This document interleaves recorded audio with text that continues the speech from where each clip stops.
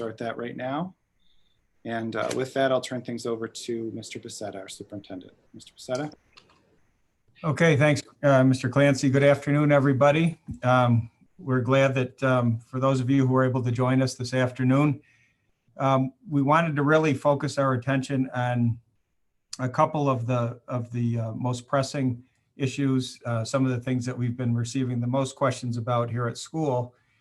Those two things are our plan for reopening, our continued plan to try to bring more students back into the district in person when possible. So we're going to be starting off with some updates in that area. And then secondly, we wanted to address some of the questions surrounding state testing, the 3 through 8 assessments, Regents assessments, because once again, we've been thrown a curveball and things are going to look a little bit different this year than they have in past years. We will, I think at this point, we'll start off with some pretty hot off the presses news in that today we announced that we are looking to bring back our 7th and 8th grade hybrid students starting next Wednesday. So, but just to take a step back and recap what the year has looked like and in our process of how we've decided to bring back students really goes back to September. If you recall, back in September, everybody was hybrid. We took that approach intentionally because, quite frankly, we weren't sure how the year would play out. We weren't sure what the infection rate would be in the district, and really nobody was really sure what to expect. And so we were conservative in our approach. We did start everybody in a hybrid model or a fully remote model if the families chose to move in that direction. Then gradually we tried to bring back students after we had a handle on the number of students who actually were interested in in-person instruction, after we had a better handle on how our procedures and protocols and screening, how all of that was working. Once we were off to a pretty good start, we brought our K-3 students in Peterborough and Southside elementary schools back in October. And then the next month, we brought our Robert Street students back in grades 4 through 6. So for several months now that we've weathered really what we hope has been the peak of the pandemic in December and January, now that our regional numbers have significantly declined, we started to turn our attention towards the next step. Bringing 7-12 back is a really difficult task. There's a lot of factors involved. And so we like the idea of continuing this layered approach, and certainly getting our 7th and 8th graders back made a lot of sense. We spent a lot of time looking at what factors were involved as far as transportation, as far as being able to meet our cleaning protocols, all of the different factors that we'll actually outline more specifically in a couple of minutes. And the bottom line is, after that review, we were comfortable announcing earlier today that our current 7th and 8th grade hybrid students would be returning to in-person instruction next Wednesday, March 31st. Now when we're talking about layers, there's the layer of bringing our 7th and 8th grade hybrid students back next week. Beyond that, we're in the process of reviewing the results of our recently conducted parent survey, where we asked families to let us know for each child what their preferred method of instruction was moving into the 4th marking period, which for us would be April 19th. So we're in the process, the survey closed Sunday night. We're in the process of reviewing that information. We had hundreds and hundreds of responses to that. And wherever possible, we're wanting to be able to accommodate the requests of our families. We will always say, though, that any type of adjustment we'd make would always be contingent upon us being able to meet the state guidelines or requirements. That's what we've done from the beginning of the year. We've been consistent in the way that we've approached the subject, and we're going to continue to be consistent in making sure that everything we do stands up under the scrutiny of any guidance that's been issued by the state. So some questions that are swirling around now. Last Friday, the Center for Disease Control, the CDC, issued new guidelines indicating that you could go less than 6 feet in distance. You could go to 3 feet in distance with masks, as long as universal masking was in place, without barriers. So there's a couple of key points in that. If you've been following what's going on in the news lately, you'll know that, for example, our neighbors in Onondaga County, the county actually purchased barriers for any of the schools that were interested to meet what was the approved state guidance. So the CDC comes out with this updated guidance.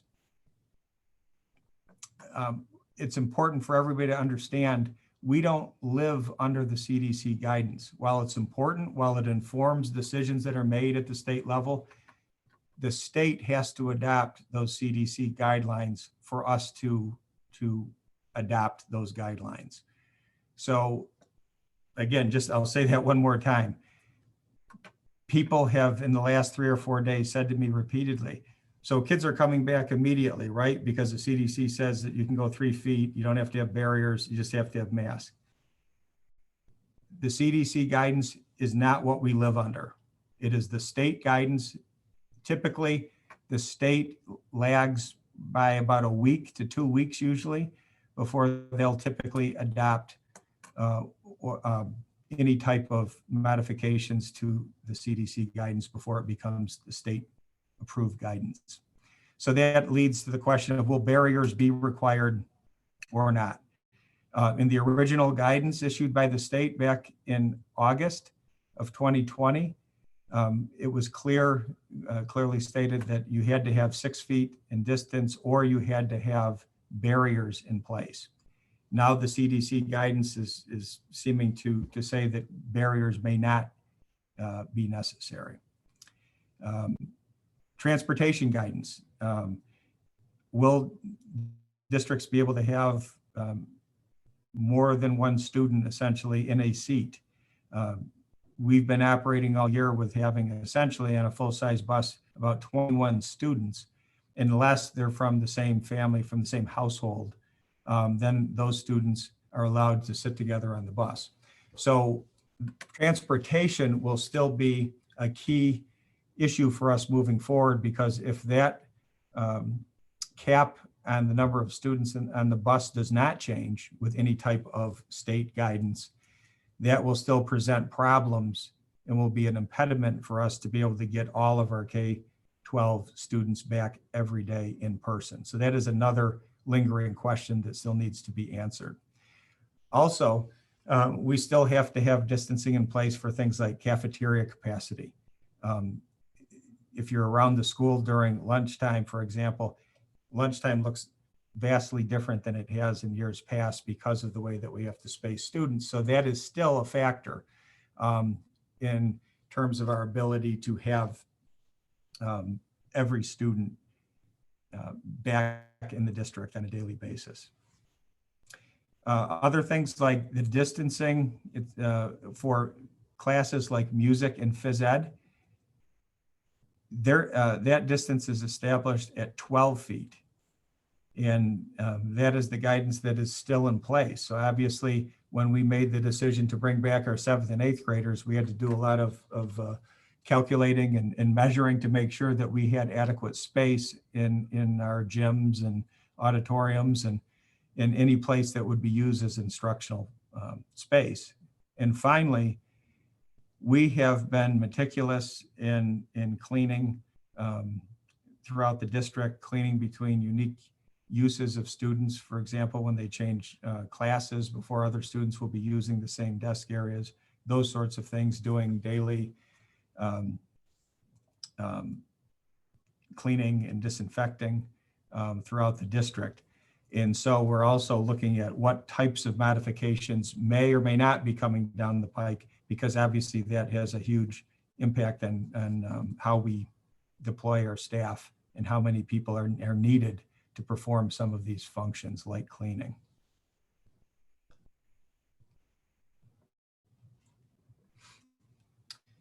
So in terms of next steps, as I already mentioned, we're looking closely at the fourth marking period survey results. Those hundreds of responses will go a long way in informing our next steps, so we'll know what numbers we have to work with.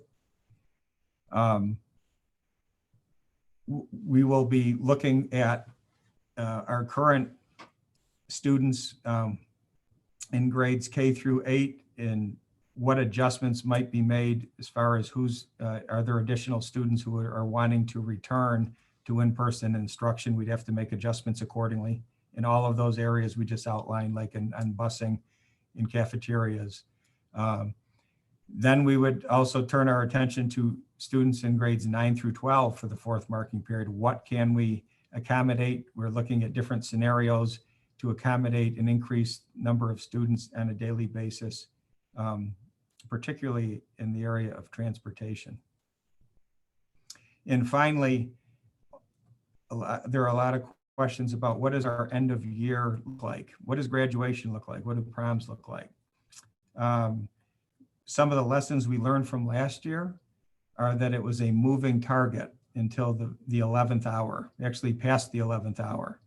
I think we were probably just a few days away from graduation, for example, before we actually knew exactly what the limits were for attendance and all of those things. So the simple short answer to the question of what's happening with these end of year activities is we will make them as close to a normal experience as we can based on the guidance that is in place at the time. And again, the problem is the guidance has changed. We're in March, and I know people are anxious to make plans and know about what things are going to look like. But we are literally weeks and weeks, if not months away from getting the final guidance that we'll have to live under. So we can tell you, or Mr. Altabello could tell you, I could tell you, we could give you answers about exactly what something's going to look like, but it might change tomorrow and again in a week and again in a month. So all of these things are subject to change. Having said that, we are meeting, actually going to be meeting again this week to further discuss what some of these scenarios are. We're planning multiple scenarios so that we can adjust quickly to whatever guidance comes at us. But again, the point I really want to reiterate again is it will be as close as possible to a regular graduation or a regular prom experience as we can make it. We'll do everything we can in our power to make that a normal experience, but still meet the standards. I'm optimistic, given some of the updates in terms of large gatherings like weddings, some updates as far as how many people can gather in open air situations. I'm optimistic that those restrictions are starting to ease up. I can tell you that the regional superintendents have a meeting this Thursday again with the Madison County Health Department. And I'm sure we'll be talking about some of these scenarios and trying to get an answer about, when we might anticipate any updated guidance, if any updated guidance might be on the way.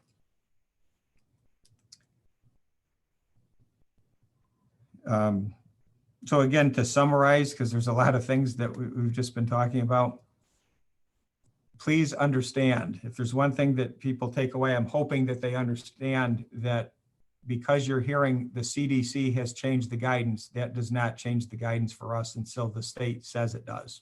It is confusing, and I'll be honest with you, there are districts who have quoted the CDC guidance as their reason for changing how they're approaching things. We do not agree necessarily with that approach because districts around the state understand that it is the state guidance that we need to live under. So that's great if the CDC guidance aligns with what we're trying to do, but we don't operate or live under it. We operate under what the state allows us to.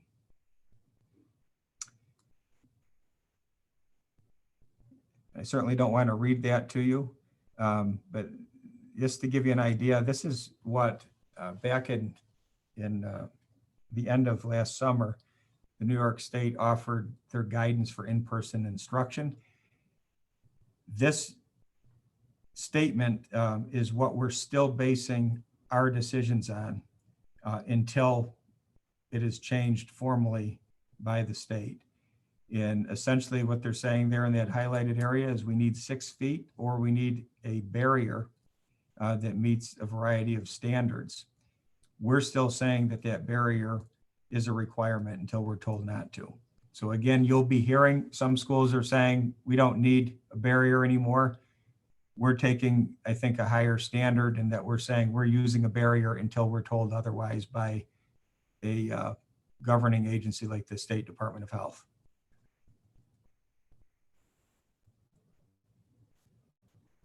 So again, we are excited to have our 7th and 8th grade hybrid students return next Wednesday. The thought is, as we head into a short week next week, we have school just Monday through Thursday before students head into spring break. Having students return on Wednesday would allow us to have a couple of days before the break to get used to having all of our 7th and 8th grade students back in, our hybrid students back in school every day. It'll allow us to also start to work with the barriers that we do have for desk. We will be using desk barriers as we've stated a number of times, just to add an additional layer of protection in our classrooms and around our building.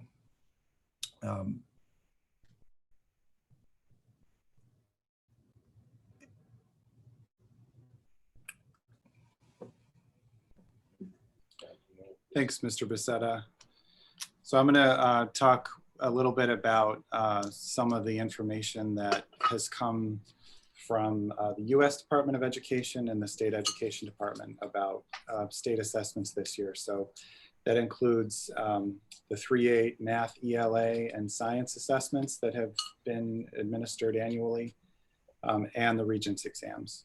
So just to bring you up to speed, several weeks ago, the State Education Department announced that they were going to submit a waiver to the U.S. Department of Education to essentially relieve the state of having to administer assessments this year.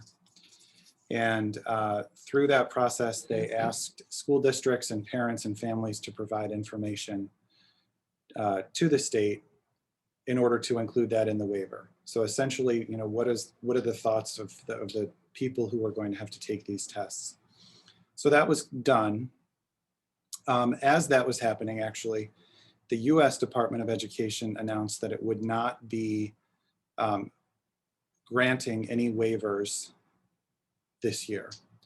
So with that information, the State Education Department is obligated to act and do what they're obligated to do.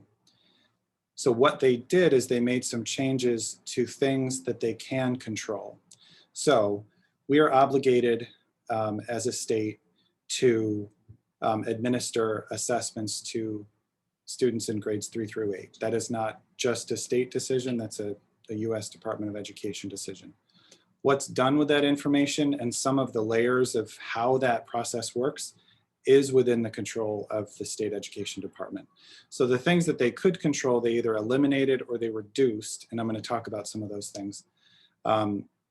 So some things have gone away, but there are still some things that remain, and that is because, again, the U.S. Department of Education has not granted us, the State Education Department, the ability to do that. So some highlights that have come from that process are that the August 21 Regents have been canceled. Those will not be offered. Only 4 Regents exams will be administered this June, and I'll go through which ones those are in just a second. Typically, there are many more than 4 that are offered in June. Only 4 Regents will be offered this June. The ELA and math 3-8 assessments that are administered to students in grades 3 through 8. typically have more than one session. So that just means that students are tested over a period of several days. That is a change that the state education department has made. So there's still a requirement to administer those tests, but there's not a requirement to administer multiple sessions of that test. So the requirement at this point is to just administer session 1 of the 3A math and ELA tests. And the science test, and currently in grades 4 and 8, typically has 2 components. It has a written component, so students would sit at a desk and answer questions and write. And then the second component is a performance task. So students are placed into a classroom where there are different labs set up and they have to complete those labs. That performance piece has been eliminated this year. So there's only a written component that would be administered to students in grades 4 and 8 for science. These are the 4 exams that will be, or excuse me, the 4 Regents exams that will be offered this June. So the calendar was just released, I think this week, the modified Regents calendar. Again, typically there is a Regents exam in the morning and in the afternoon, sometimes multiple. This year there's just 1 Regents per day on the 17th, 22nd, 23rd, and 24th in English, Living Environment, Algebra 1, and Earth Science. And I'm going to turn it over to Mr. Becerra to talk a little bit more about the some of the key facts around Regents. Okay, some of the frequent questions that have come up are, who's exempt or what can you do to get credit? Because, typically students are used to having to not only pass the course, but they have to pass a Regents exam in order to meet the state standard for graduation, for example. So to give you a couple of examples of exceptions to this, situations where students would get an exemption are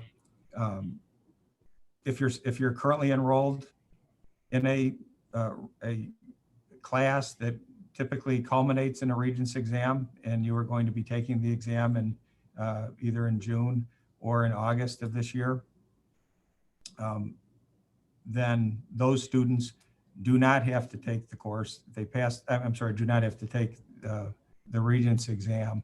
They could qualify for an exemption and gain a pathway to graduation, so to speak, that is not typically available to students.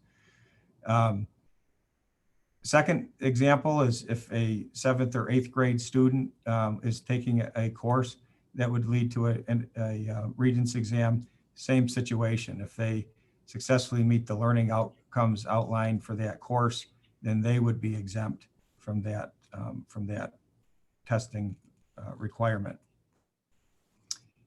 If the third example, if someone were to complete, we're in the process of completing a makeup program, then and the exam is simply not available for those students, then they would qualify for that exemption.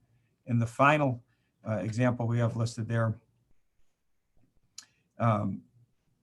if you have a student who had previously passed the course but had not passed the Regents exam associated with it, but they had planned on taking it in June or August, those students could qualify for an exemption from that standard. And they also would have that checked off their list in terms of things they had to do to qualify for graduation. Mr. Altabello, is there anything you want to add to that? No, I think that's pretty good. I was just going to summarize that the bottom line is that as long as they were planning to take one of the Regents that are coming up and they've successfully passed the course, they still have to pass the course. As long as they pass the course, and to make a long story short, they'll be exempt. Yeah, there's no way around.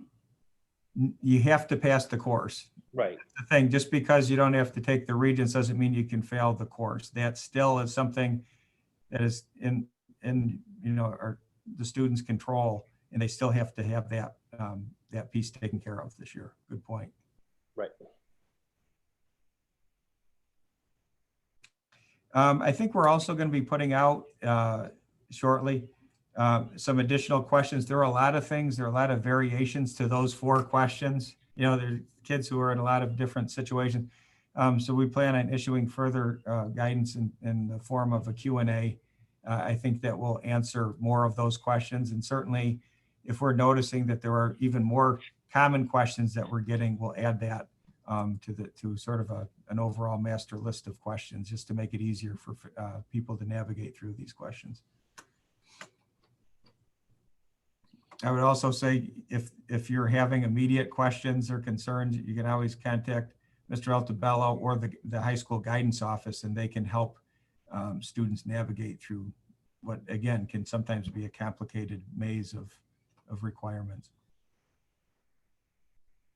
Absolutely. And I think, you know, as Mr. Becerra shared, we will be sending some communication out to families at different levels around the information that we put together for assessments. So some of what we have mentioned tonight, but also more specific information as we map it out.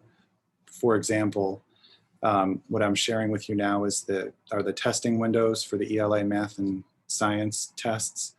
So one of the other modifications they made is they opened the window up completely. So what we're going to do as a district is sit down and determine when we plan on administering session 1 for math and ELA to students at different grade levels. And then once we have that mapped out on our calendar, we will share those dates with families. A couple other pieces of information about the 3-8 assessments. These are decisions that the state was able to make without the waiver from the U.S. Department of Ed. So the state has determined that assessments will not be administered remotely. So if a student is a fully remote student, that student would not be able to take the test remotely and wouldn't take the test remotely. They have provided for students who are remote to come to school to take the assessment if that's what the parent decides that they want the student to do. So that'll be part of our communication that comes from our 3-8 schools and 2-3-8 families, that if you're a parent of a child who is fully remote, that is an option. So the letter will likely ask you to reach out to the principal to coordinate that if that's something that you would like your child to do. One of the other changes they made is that they're allowing the same test to be administered on different days. So typically, you know, session 1 has to be administered to all students on the same day unless they're sick and they have to make up the test. They're allowing for different hybrids or excuse me, different cohorts of students to take tests on different days. If we need to do that as part of our process, we'll share that information with you. But with most of our students back in school, that may not be necessary.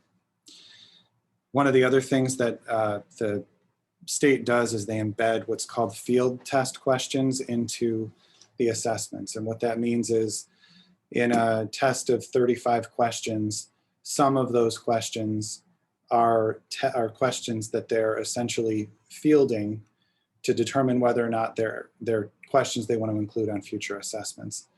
They've made the decision this year to remove all of those field test questions, which will shorten the test. I can't tell you by how many questions, but the test will be somewhat shorter because they're removing those. One of the other pieces of information is, oh, excuse me, I've already shared it at the bottom. So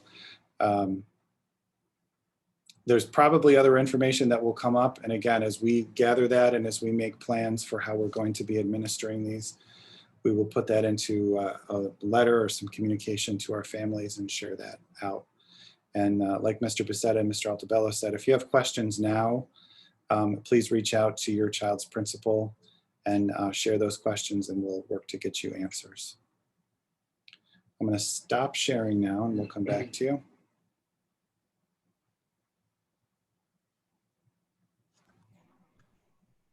Okay, I think we have a couple of questions. It looks like that we're coming in. So we'd like to take some of those while we have some time. First question we got was, what if I still want to keep my kids remote until at this time? If basically I don't feel comfortable with them returning. That is still an option. There was an option on the survey that we just issued. Parents can still make the choice to have their students remote. That was a option that the state allowed us to offer our families. And so that is still going to be available as we move into the home stretch of this year. So again, parents who want to keep their child fully remote, you can still do that. So to be clear, the move for 7th and 8th grade hybrid students to come back next week on Wednesday, that does not impact our fully remote students. They would remain remote until at least the beginning of the 4th marking period. At that point, options may come into play if a parent wants the child to return, and we can accommodate that request based on the guidance that we have to enforce. That may be an option for them to return. If the family wants the child to remain out into the 4th marking period, that is your option as well.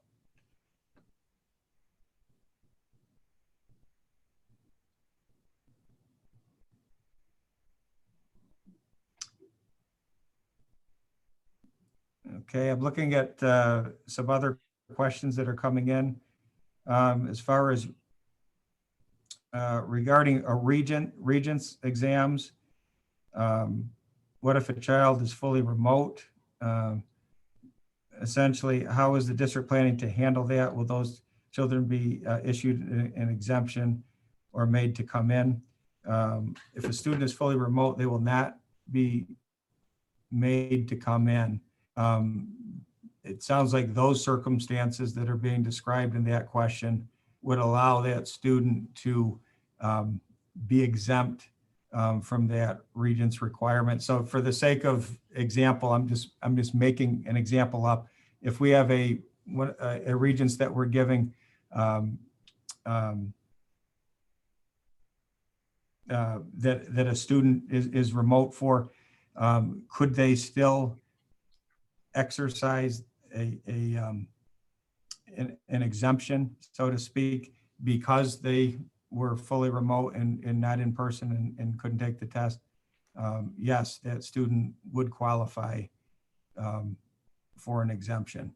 And again, we prefer, in general, we prefer to talk to families individually because we want to make sure that we're talking very specifically about your son or daughter's situation, because there are a variety of factors involved. But we also will be issuing a updated Q&A that outlines some of these different scenarios. Okay, Mr. Altabello, do you want to add anything to that question?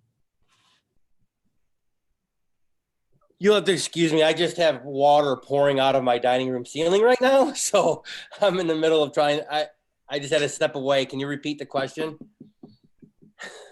We were talking about, sorry to hear that, about your flooding issue. Add it to the list. We were talking about, there was a question about if we have a fully remote student, would they have to come in to take the Regents? And we already outlined the fact that students would not be required who have been remote. They do not have to come in and take the assessment. They would, it sounds like in this case, they would be qualifying for an exemption. And so I don't know if you want to, I also said we were going to be issuing an updated question and answer document, because I'm sure you're getting a lot of those questions and the guidance office is. So to make it easier for people to understand, we'll be issuing that, and that might help some people out with some of these types of questions. But anything you want to add to that? No, just that was my understanding as well.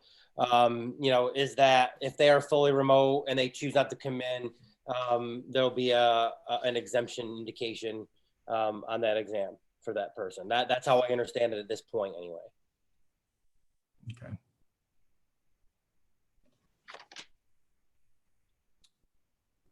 I'm looking to see if we have, and I see another question. We have another question about when does the high school go back to class? And again, just to reiterate where we are in that process, we are taking the survey results from our families, because in that survey, we're specifically noting which child we're talking about. So we can have an understanding of how many students in each class and grade level are interested in returning. We're analyzing those numbers now, matching that with the guidance of the state in terms of what procedures and protocols need to be in place to have a safe environment.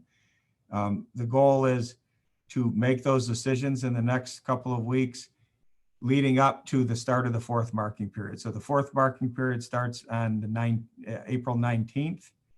And so that would be the next opportunity potentially for students who are remote to be coming back to in-person. Again, we have to assess our ability to do that in a safe way that meets all of the guidance.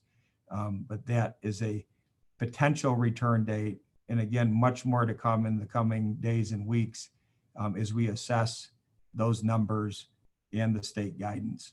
But the 19th would be the next significant date for student return. The most immediate date is again for our 7th and 8th grade hybrid students, which would be next Wednesday, the March 31st.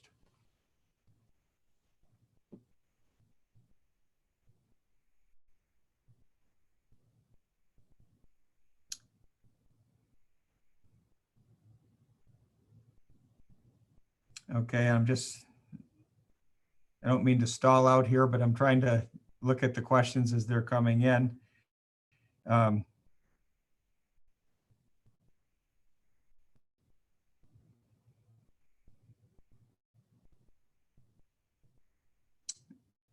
right, it looks like we're trying to get some clarification on making sure we're understanding that question. I do want to point out, if obviously there may be a lot more questions that you have, please send them to us. As we've done in the past, we can have more sessions like this where we can actually answer questions live. We certainly can answer questions that come in at any point. We can, again, add to our Q&A and put that out, whether it's related to school reopening or to 3 through 8 assessments or the Regents exams. So we'll be glad to continue to update any of the questions that you have in those areas.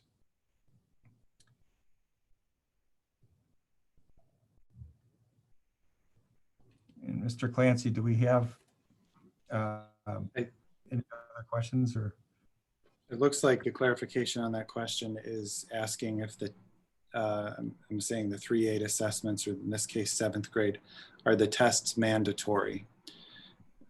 The answer to that is as a district, we're mandated to administer, as I shared, session 1 of the 3-8 ELA and math assessments. So in that sense, they're mandatory. The other information in terms of whether or not a child is remote and some of the exemptions would depend on the situation. I don't know if that's enough of an answer, if that answers the question. And I would say in some cases, there may be, some of the questions are fairly straightforward where we can give a general answer. In some cases, it may make sense to give a call to your child's principal or guidance office if you want to have more specific, detailed feedback from us. So again, I'm looking at the time. It's coming up to about 6:15. We appreciate your questions, appreciate your interest in the district, and certainly we appreciate your patience this year because as everybody knows, it's been a tough year. Been a lot of curveballs and a lot of things that we've had to adjust to, but I really like to compliment and thank our staff, our students, and our parents, because I think all in all, I think we've done a good job of getting through this, trying to just deal with things as they come and do the best that we can and do what's right for our students. Again, if you have questions about either our state assessment, if you have questions about state assessments, again, I would encourage you to contact your child's main office and for more clarification. If you have questions about our reopening plan, we'd be glad to answer any of those questions. If whether you want to call us or you want to send us an email, and we'll do our best to answer in a timely fashion. So again, thank you very much. If there's interest as we move closer to the end of the year, we can do additional sessions like this. Look for the Q&A documents that will give more information about some of the things that we talked about tonight.